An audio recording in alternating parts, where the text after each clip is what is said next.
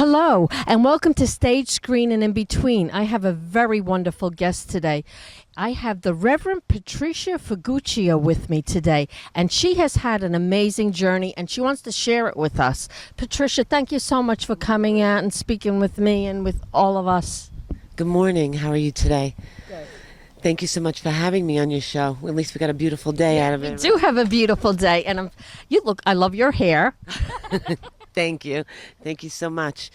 I wanted to come here today and just give you a little bit about what we do and my journey, and hopefully we'll be able to help one or two women or, around the world and give them some information. Patricia's going to tell us on what actually made her become a reverend. It was a life event, a life-changing event that happened to her, and she's got a very interesting story. So, Patricia, tell me what happened. It started out with an illness, right? Yes, I was about 18 years old, and they had told me that I had abnormal cells in my cervix. After getting poked and prodded and going to many doctors within the U.S., they had did many scrapings and stuff, and they told me that I was a very big candidate for cancer. When I was about 28, 29 years old, I found out through a missed pap smear that I had third stage cervical cancer. So with this, I decided that I wanted, it was my opinion only, that I wanted to go the holistic naturopathic route versus going the conventional route. The reason for that was just, it was my own personal choice, was that at a very early age, I had saw a very dear friend of my mother's pass away with a breast cancer, and I wanted to die with dignity. It was just something that was my own feeling. Not that I disagree, it was just my choice. Right, and everybody does have a choice. You do have a personal choice, and Patricia, that it's good that you went with what you felt in your heart was right to do. Right, it's a knowing. I think every woman knows what's going on in their body, and they're able to decide what's right for them. And as long as you're comfortable with what's right for you, in my thing, it's knowledge is power. And with the right knowledge, you have the power to heal thyself.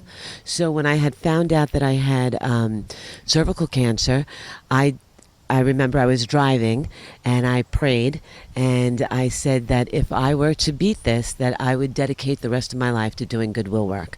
And therefore I opened up a ministry called Angels Healing Ministry, and I started out just doing fundraisers and different things from there. What happened is that after I had found out, I was with a doctor, and his tenacity to find out what was wrong with me and how we were going to cure it. And at that time, he wasn't a specialist in my type of cancer, but he had flew me all around the world. And we had gone to different places, from the Machu Picchu Mountains in Peru to California, globally overseas, Europe. We had picked out all the best modalities for what I had, and we decided what was right for me. Okay, so it was a spiritual journey as well as a holistic one. So, because it's body, mind, and spirit, right? That's the connection. And I say this all the time, with the right information, you have the choice to heal yourself. So if you have to have your mind, body, and spirit connected, without that, you're not going to be able to make it through your journey. A lot of women say to me, well, Patricia, what was the exact one thing that you feel that cured you? Well, there isn't really one thing. I think it's a culmination of things. It's where your head is at. It's where your body is at. Having cancer for me was a blessing. It's not a death sentence, and a lot of people feel that having cancer is a death sentence. For me, it made me a better mom. It made me more humble.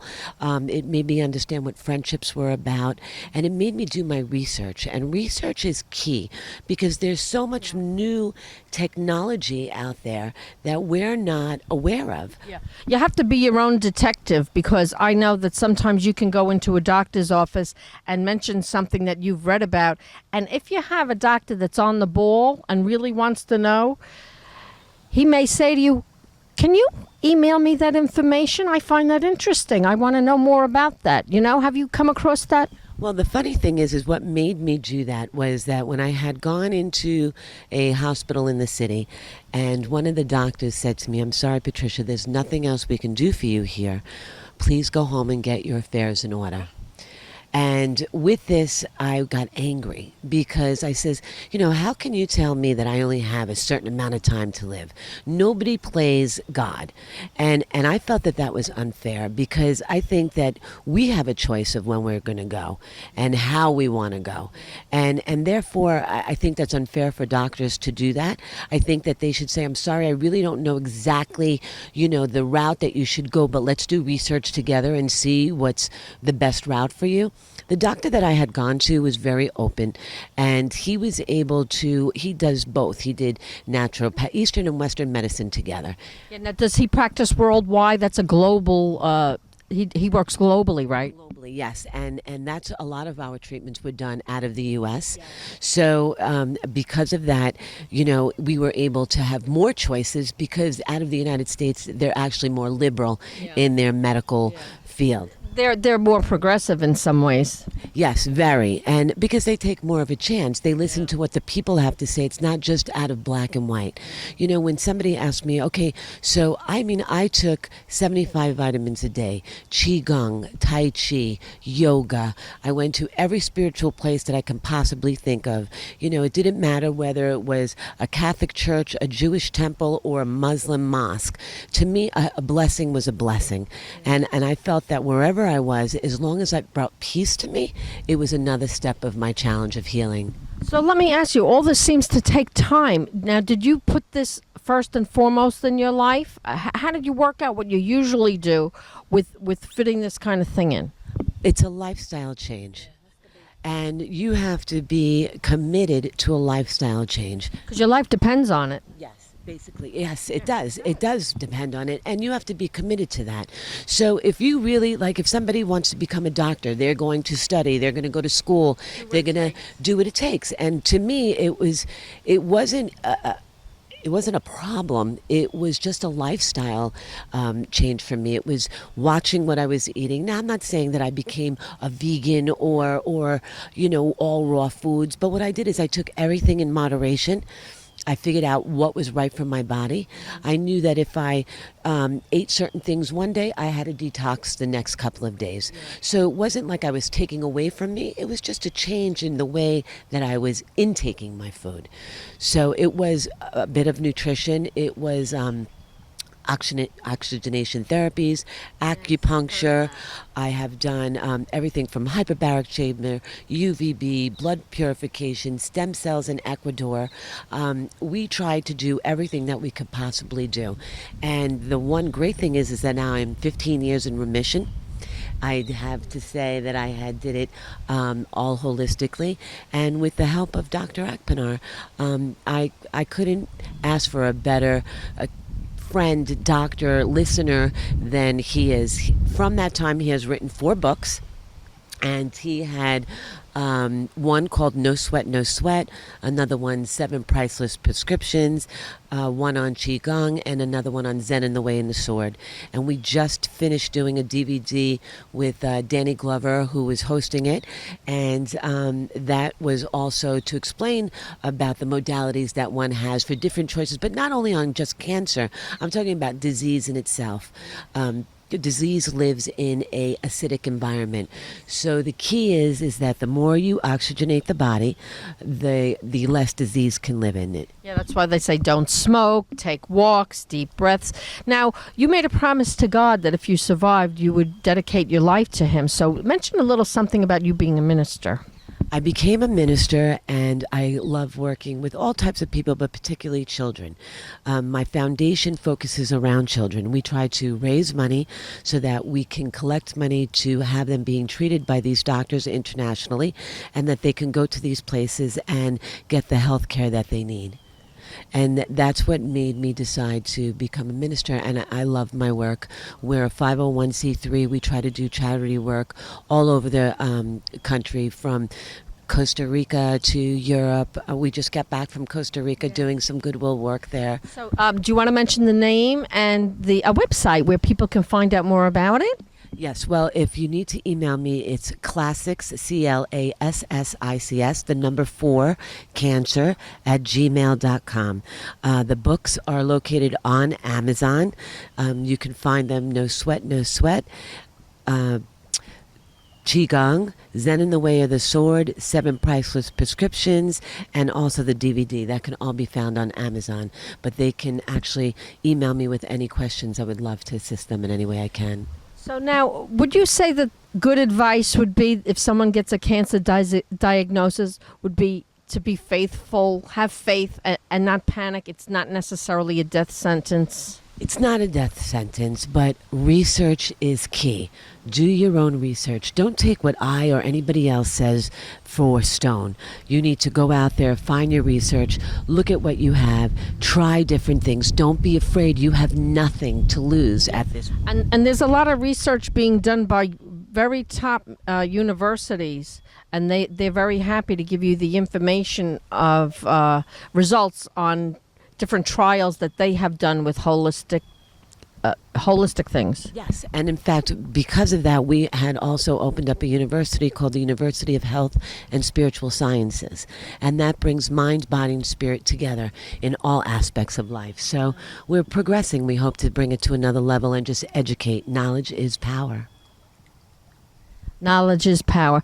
Thank you so much for sharing this with me. And you know, I know you'll save somebody with your message. Thank you. Have a wonderful time. I will have you back. Thank you. You too, sweetie.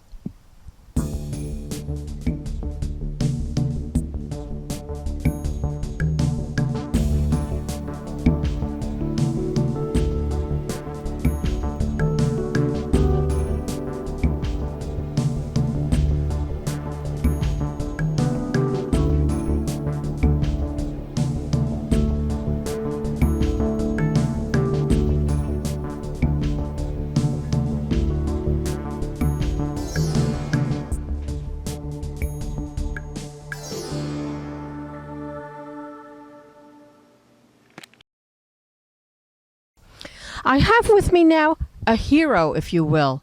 This is Dr. Bill, who helped save Patricia's life. He's also a Nobel Prize winner, aren't you? Well, no, I'm the Director of Health and Wellness for Nobel's Foundation World Peace Fund. Thank you for that anyway, though, Helen.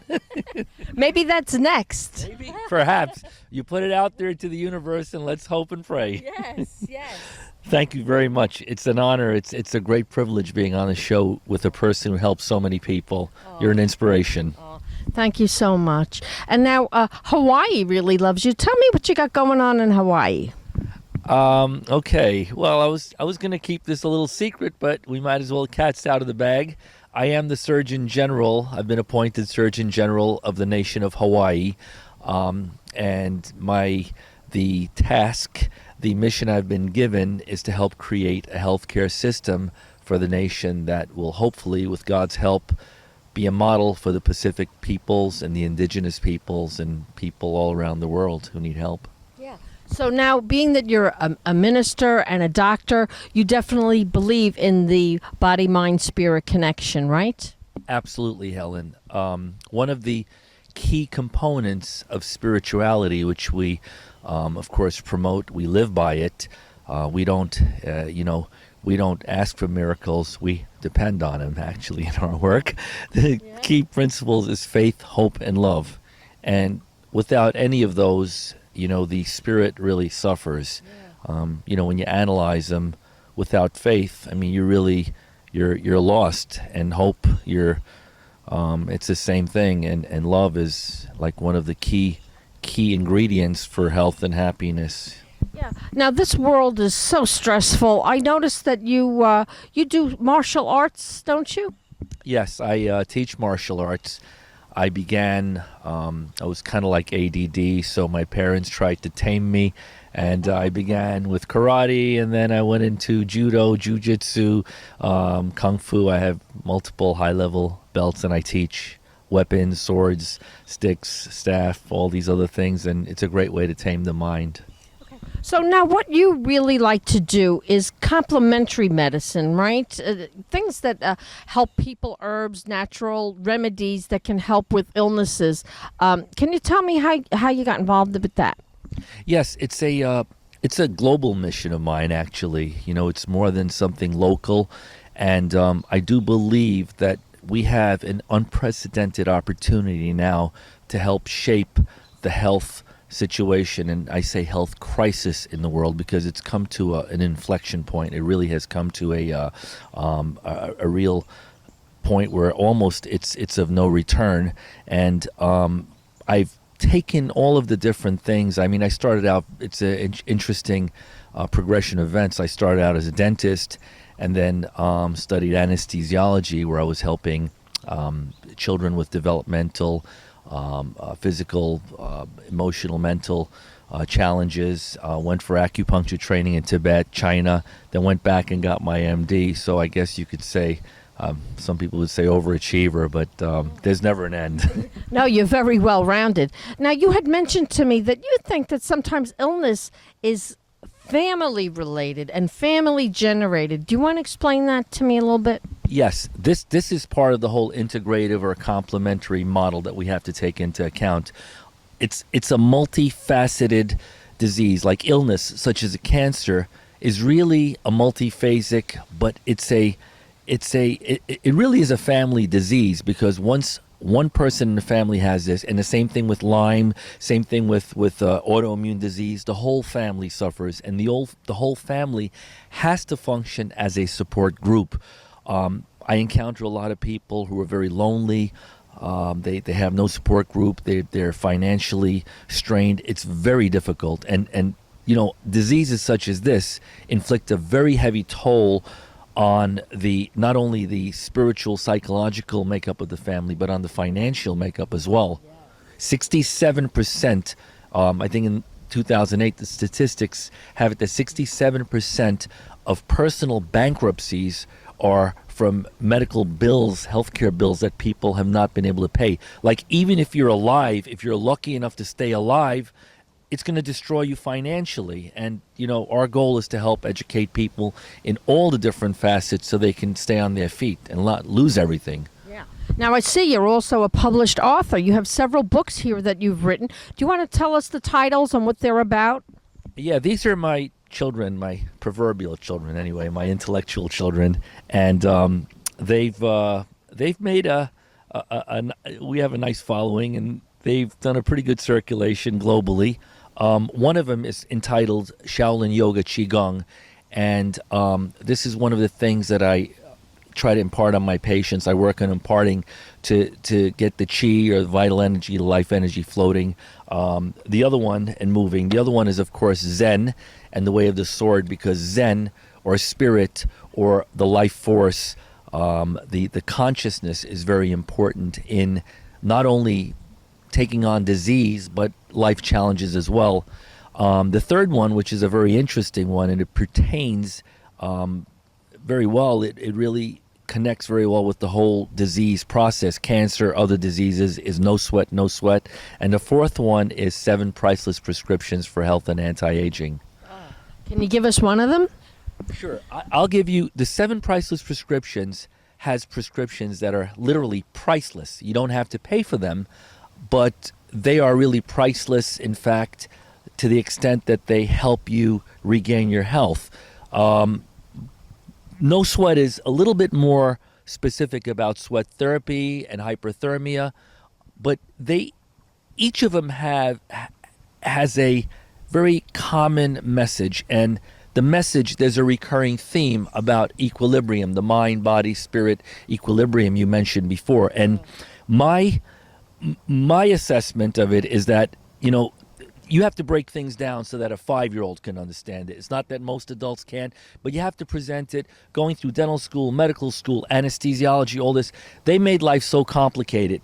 I tend to break it down for my patients into pillars. One of the pillars of health is, of course, detox and rebuild. So we carry a lot of toxins, unfortunately, through the environment, through what we take in, through factors we can control, through what we can't. So you got to detox, get rid of the junk, the parasites, the unwanted predators in the body, germs, virus, bacteria. The other one, hyperthermia. People don't realize how important it is to sweat, to bring the body temperature up. I didn't even know it was that important. I know they say to exercise and you break a sweat, but I didn't know it was that important. Essential. A lot of cancers are viral, bacterial, fungal related. At 104, 105, 106 degrees, they start dying off. Yeah. What do you think about taking a shot of vodka? That's not a bad thing to relax either, as long as That kills germs. The doctor once told my mother-in-law that, and she lived to 93. as long as the shot doesn't wind up being a bottle, I guess you're okay, you know? Now, what about drinking water? Because people say, like, the main thing, avoid sugar, drink water, walk, take deep breaths. What about water? And how do you know you're getting good water? Adequate water really is the flushing out agent of the body. A lot of disease is caused by lack of water, so you have to have good, purified water. That's part of the detox rebuild. One of the other components, we're talking about oxygen therapies, which we mentioned before, ozone therapy, hydrogen peroxide, hyperbaric. Unfortunately, these are not very popular in the U.S. for various reasons. And the last one I call, which we touched on before, is stirring the pot. Qigong, Tai Chi, yoga. When you make when you're cooking something, you don't let it sit on the burner in the oven for like 2 hours. You stir it, okay? Because you don't want to cross. Same thing with the human body. You see a cat or a dog waking up in the morning. What do they do first? They stretch. They're opening up the chi, the life force channels, the actual energy pathways. And finally, these are the 4 pillars. The dome above this house is spirituality, getting back to what we mentioned before. Faith, hope, and love. When any of these are corrupted, disease starts. And most disease begins at the spiritual level. Like a disease such as cancer. When I talk to someone who's had cancer, usually there's been a trauma. I mean, a real life what's perceived to be an existence-threatening trauma, loss of job, spouse, a loved one, something, and it works its way down from the spiritual level to what we call the etheric, the body, into the cells, into the tissues, into the organs, and people say, oh my God, I just had it. No, you've had a brew of toxins going on, external, internal, and you have this major assault which brings everything together. Okay, so now if there was one thing that people could start with to try to help healing, would you say that it would be, and it might seem difficult, would you say it would be to try to stay positive? You hit it. You took the words right out of my mouth. Positive attitude goes such a long way. A lot of disease is linked to negativity and conflict. Living in conflict, what your soul's purpose is, and going against that, knowing. Sometimes we don't know, but when you know that you have a purpose and a mission and you knowingly go against it, you could always change. There's always room for change, repentance, but when you start living knowingly in a bad way, doing things destructive for yourself, for others, that's going to create negativity. That's going to make you lose all sense of positivity. So you really hit the nail on the head, Helen. Okay, well, thank you so much, Dr. Bill. It's been so wonderful to speak with you and get these insights. Do you have a website that we can go to and find out more, or where can we get these wonderful books of yours? Yes, we will list it, and it's the Classics for Cancer at gmail.com. Classics for Cancer. Very good. I'm going to put that information up in the credits. Thank you so much. Thank you. Thank you all very much. God bless.